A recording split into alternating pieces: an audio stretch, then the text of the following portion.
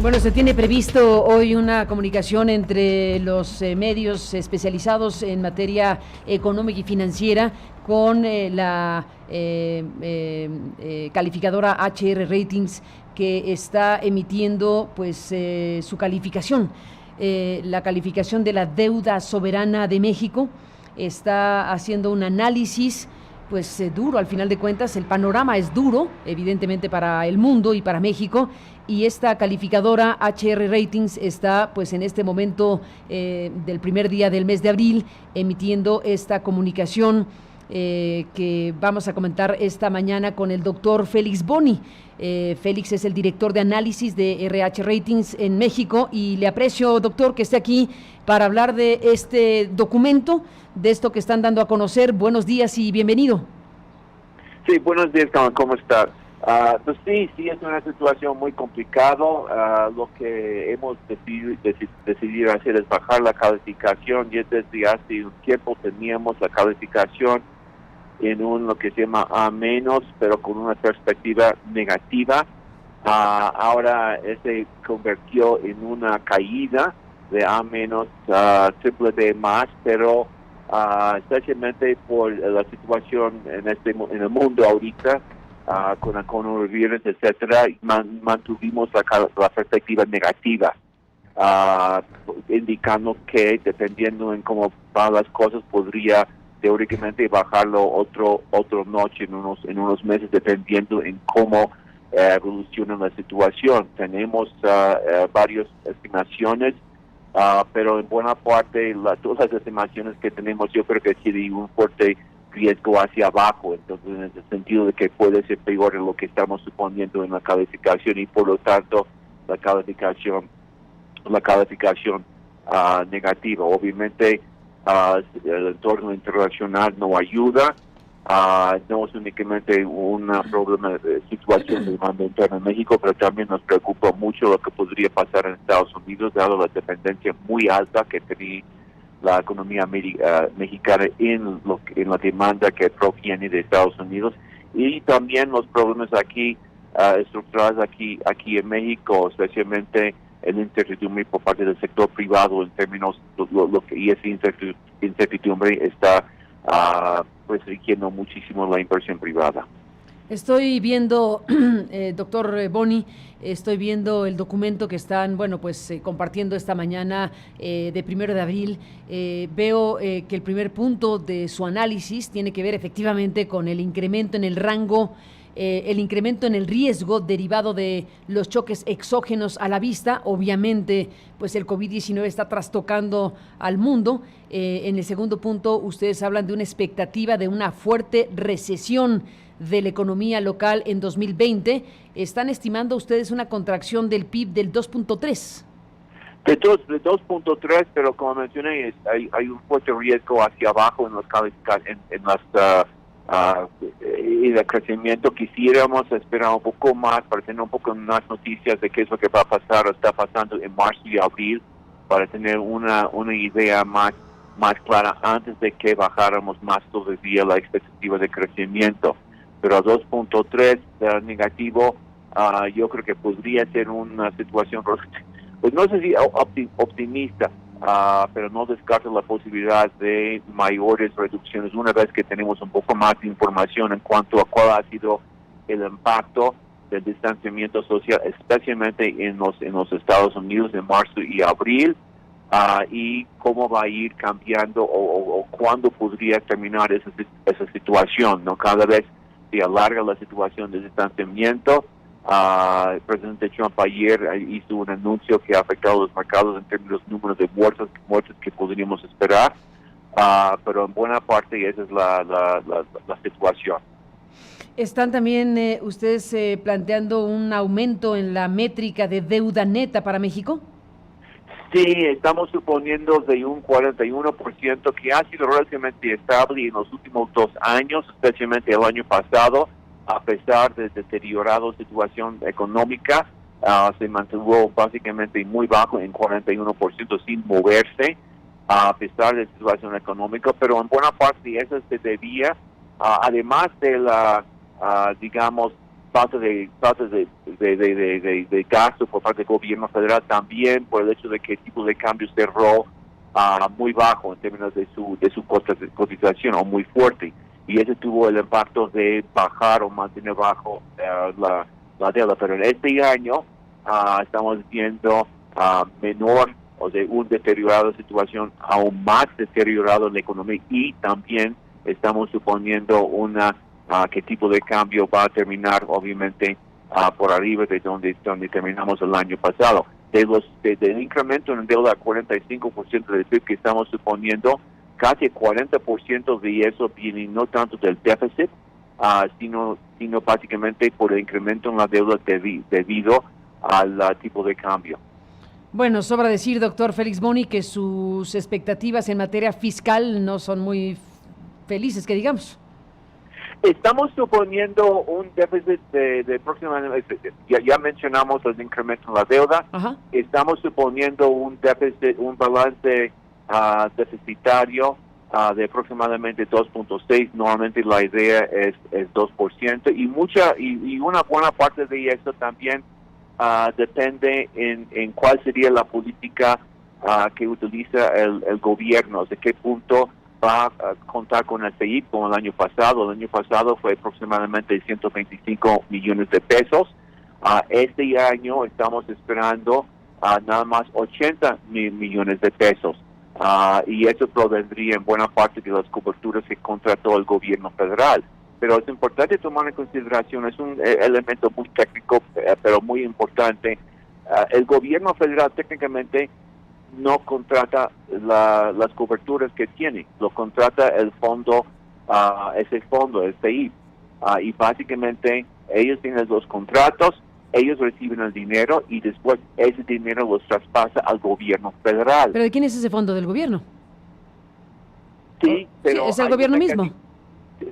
Sí y no, hay un mecanismo. Ahorita terminaron el año pasado diciendo que el CEIP no podría pasar al gobierno federal más del 50% del saldo que tenía al cierre del año. Y por lo tanto, al cierre del año tenían aproximadamente 159 millones de pesos. Por lo tanto, teóricamente, aún si, por ejemplo, las coberturas, el CEIP recibiera más de, quizás estamos suponiendo que podría recibir hasta 125 millones de pesos, aún así, teóricamente, si mantiene esa restricción del año pasado, que no podría traspasar más del 50%, eso limitaría la ayuda nada más a 80 millones de pesos, no que sería menos de la cobertura completa. Uh-huh. Entonces, hay algunos elementos legales en la ley que podría obviamente cambiar, especialmente en una situación de emergencia, uh-huh. Pero esas son algunas de las dudas que tenemos en esos momentos. Y también la secretaria de Hacienda había mencionado que hay otros activos, que sí es cierto, otros fondos que tiene, que también podría utilizarse, y por la contabilidad podría utilizarse no afectando el déficit presupuestario,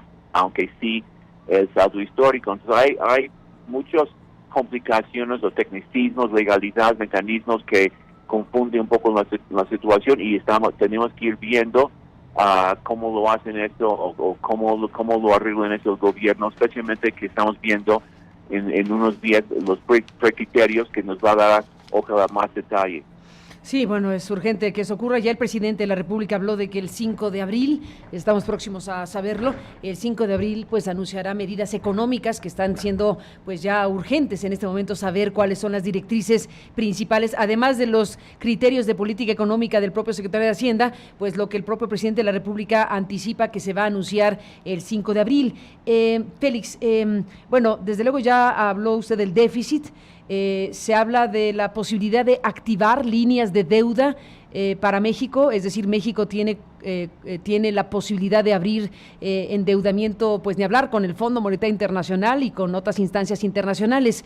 En su valoración como calificadora, ¿están planteando que eso va a ocurrir o va a resistirse México a endeudarse más? No, sí se va a endeudarse más con el 45%. Lo que no sabemos es hasta qué punto pueden utilizar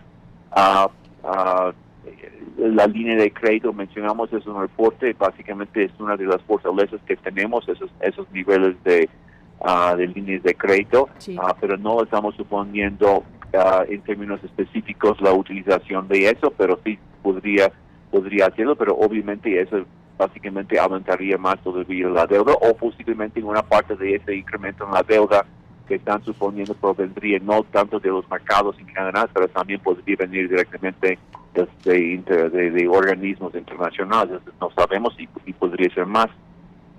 El Banco de México, bueno, pues ha anunciado medidas también importantes, estoy segura que las tienen en su mapa de análisis para esta calificación que están haciendo del momento de México, de la deuda soberana de México en conjunto. Ha anunciado junto con la Reserva de Estados Unidos estas líneas swap.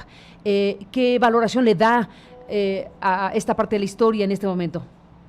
Pues es difícil medir exactamente cuál sería el efecto de este tipo de situaciones. Podría, por ejemplo, mandar dinero de una manera u otra a la economía. Lo que sí estamos viendo en términos de medidas fiscales y monetarias, la ayuda que están dando tanto el gobierno federal de Estados Unidos y la Fed allá, también son muy importantes, y son muy importantes para nosotros también por la alta dependencia que tenemos en la demanda en la economía estadounidense.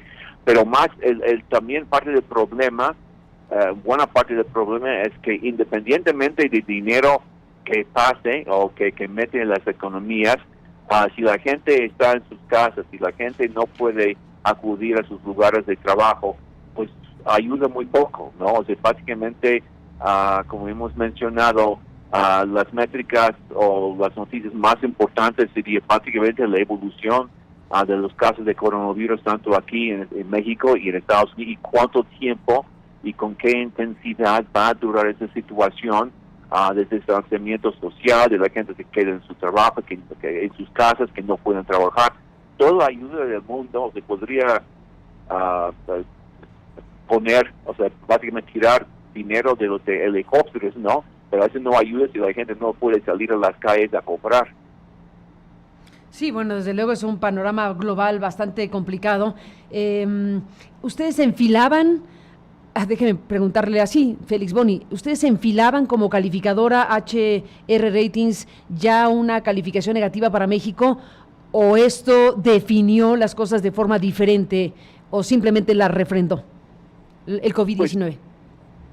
Pues básicamente bajamos un notch y la perspectiva sigue siendo negativa. Por lo tanto, existe la posibilidad de que, dependiendo en cómo evoluciona la situación, que podríamos hacer otra baja en la calificación. Eso es lo que implica la perspectiva negativa, y vamos a tener que ir viendo todo eso en la economía, y obviamente podría afectar otras calificaciones también, pero vamos a ir viendo cómo va evolucionando la situación, que ha sido obviamente muy rápido, y tenemos que ir evaluando eso. Exactamente. Doctor Félix Boni, veo que en el informe que están presentando este día, 1 de abril 2020, evidentemente hay una parte especial a Petróleos Mexicanos, la empresa productiva del Estado. Ustedes están pues valorando también a Petróleos Mexicanos. ¿Nos puede informar cuáles son los puntos específicos que valoraron y cuál es su calificación? Pues básicamente, como hemos hecho por muchos años, consideramos que Pemex es tan importante para el gobierno federal por razones, por lo que sea, económicas, fiscales, ideológicos, si lo quieres llamar así, que básicamente la calificación de Pemex automáticamente es la misma que la calificación soberana. Por lo tanto, la calificación de Pemex también va a sufrir el mismo movimiento que sufre la calificación soberana.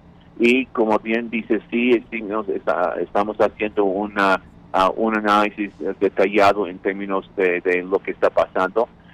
Yo quisiera mencionar algunos puntos. Sí, es una situación negativa lo que está pasando con los precios internacionales, y no únicamente para Pemex, sino también para estados críticos en Estados Unidos, como Texas también, que son muchas empresas petroleras muy endeudados que también están sufriendo, y eso podría afectar negativamente la demanda de Estados Unidos. Pero la parte, en primer lugar, hay que tomar en consideración que sí existen ciertas coberturas que tienen no únicamente el gobierno federal, pero también Pemex. También tenemos que considerar que Pemex ya tiene un déficit o ha tenido un déficit. Por lo tanto, hay que evaluar con mucho cuidado, como hemos dicho en un reporte que publicamos la semana pasada, qué podría pasar con una reducción en precios. Obviamente las exportaciones o los precios de las exportaciones de Pemex también va a sufrir, pero también Pemex importa mucho. De hecho, tenía un déficit comercial. Va a bajar mucho las importaciones de Pemex en petróleo, también petrolíferos, gasolina. También va a bajar las importaciones que tiene Pemex en términos de gas natural. Sus precios también han ido bajando. Y por la debilidad de la economía nacional también estamos suponiendo que el precio, las importaciones en términos de volumen van a bajar porque hay menos demanda. Entonces hay muchos factores que dificultan o no hacen necesariamente tan claramente que en términos de monedas, de divisas, que va a sufrir demasiado Pemex. Lo que sí, o la debilidad serían las ventas internas. Básicamente, en buena parte, los ingresos del gobierno federal y los ingresos de Pemex en buena parte dependen en las ventas en el mismo país. Y con la reducción de los precios, suponemos que va a sufrir de una manera muy importante las ventas netas internas de Pemex. Y la respuesta, entonces la otra pregunta sería, pues si van a bajar mucho de esas ventas, ¿cómo va a recuperar el gobierno federal o el sector público, sector federal, cómo va a recuperar esa caída en los precios? Una posibilidad es incrementar el IEPS, pero el IEPS es un impuesto sobre combustibles que cobra el gobierno federal. Entonces, hay que ver exactamente si van a anunciar otras medidas para parte del gobierno federal de traspasar algunos de esos recursos hacia Pemex. Entonces se complica un poco la situación, pero también muestra lo que para nosotros es que la calificación debe ser la misma y no debe hacer una distinción uno con el otro por la dependencia que tiene el gobierno federal en Pemex y Pemex que tiene en el gobierno federal. Pero sí son más preguntas que esperamos que vamos a estar recibiendo las respuestas a esas en los próximos días. Bueno, pregunta obligadísima y además importantísimo lo que plantea doctor Boni, porque efectivamente una apuesta principal del gobierno de la República es rescatar a Pemex, es la expresión que ha usado el presidente de la República para hablar de esta decisión de destinar recursos millonarios para el rescate de la empresa del Estado. En un contexto como este, Félix, una de las preguntas es si el gobierno mexicano tendrá la posibilidad y la capacidad de maniobra para seguir destinando los recursos millonarios en este primer tramo del sexenio para rescatar a Petróleos Mexicanos, o tendrá que recomponer o rediseñar su estrategia económica en relación a este tema en función de un contexto totalmente inesperado. Pues en primer lugar, sí estamos suponiendo cierta mejoría en Pemex, básicamente por una mayor capacidad de producir, en vez de tener que importar, puede utilizar algunas de sus exportaciones para procesar y dejar de importar, y también eventualmente estamos suponiendo incrementos en la producción. No estamos viendo, las cifras no son tan optimistas que el plan de negocios de Pemex, pero sí muestra cierta mejoría. Pero para mí o para nosotros el elemento más importante es que las restricciones fiscales que tiene el gobierno por hacer o por haber concentrado mucha inversión en Pemex y transferencias de recursos hacia Pemex, y no sabemos si eso va a seguir en este año, como mencionamos con el IEPS, básicamente limita la inversión pública al gobierno federal. Y básicamente lo que nos preocupa mucho es la falta de inversión pública, en primer lugar por la falta de recursos, y en segundo lugar porque una buena parte de esas inversiones, por lo menos en 2019 y 20, se están dedicando a Pemex, que queda muy poco para otros elementos de la economía, infraestructura, y eso es lo que necesita la economía para crecer, y también la falta de inversión privada y los fuertes incrementos en los gastos de pensión, que en términos de gasto corriente, los fuertes incrementos en pensiones también están limitando mucho la margen de maniobra que tiene el gobierno. Entonces tenemos una situación que para nosotros es muy difícil sostenerse. Ese sería la baja inversión pública y la baja gasto corriente, excluyendo pensiones. Y eso va a perjudicar el crecimiento económico, y eso también son problemas muy importantes. Sin duda, pues ahí están todos estos factores, estas fichas que están a la mesa en un momento tan delicado e importante como este. Déjeme preguntarle, doctor Boni, en el conjunto de elementos que hoy tenemos para México, hablando de la situación de México, bueno, hay cosas que son terriblemente graves en términos de la perspectiva global y las afectaciones que tenemos en nuestra cercanía e interacción directísima con Estados Unidos. La caída de Estados Unidos es también un jalón hacia abajo para México, pero también pregunto, el conjunto de situaciones que afectan a China y a otros lugares, en algún momento, en términos económicos, financieros y comerciales, no, está horrible la palabra, pero la voy a usar, pueden favorecer a México en términos del tipo de fenómenos que se están viviendo. Es decir, México, no sabemos qué va a pasar en relación a al tamaño de la expansión del virus. Estamos apostando a que todos estemos en casa para que esto se frene y no haya un pico acelerado de contagios. Eso es lo que se pide, se suplica a la población en este momento, pero digamos que en un contexto indefinido pudiera haber eventualmente para México circunstancias que favorezcan pues su capacidad comercial hacia el exterior e incluso su posibilidad de fortalecer el mercado interno. No sé, lo digo preguntando para escuchar su punto de vista. Sí, esa es una cuestión que hemos pensado y mencionado en algunos comentarios que hemos mencionado. Es un factor muy importante. En primer lugar, hay que considerar que el año pasado, durante 2019, México ganó participación en el mercado norteamericano. O sea, básicamente nuestra participación o porcentaje de las importaciones hacia Estados Unidos aumentaron, mientras que el porcentaje de importaciones que recibe Estados Unidos de China bajaron fuertemente. Relativamente, en un contexto obviamente negativo, pero en términos relativos nos fue bien, relativo a China. Ahora la pregunta es, y creo que es muy importante, una vez que termina todo eso, y ojalá que termine muy pronto, por lo menos la parte de salud pública, ¿no? De todas formas hay daño económico que pues posiblemente podría tardar más tiempo, pero por lo menos en términos de salud pública, suponiendo que la gente puede regresar a sus casas, yo creo que va a haber mucho pensamiento de mucha gente en bases de qué tan bueno es